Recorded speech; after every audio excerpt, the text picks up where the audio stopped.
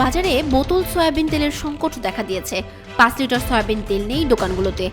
1 ও 2 litre তেল পাওয়া গেলেও 5 লিটার তেলের দেখা মিলছে না।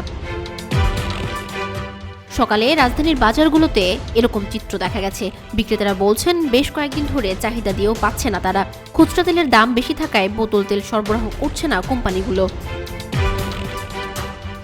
এদিকে নতুন চালের দাম কিছু কম থাকলেও মিনিকেট চালের দাম কেজিতে 1 থেকে 2 টাকা বাড়তি দামে বিক্রি হচ্ছে। শীতের শাকসবজি কমতির দিকে থাকলেও এখনো নাগালের মধ্যে আসেনি। ব্রয়লার মুরগি 200 টাকা কেজিতে বিক্রি হচ্ছে। অন্যান্য বাজার স্থিতিশীল। স্বস্তির বাজার চায় দেশের মানুষ। বাজার তদারকি জোরদারের দাবি ক্রেতাদের।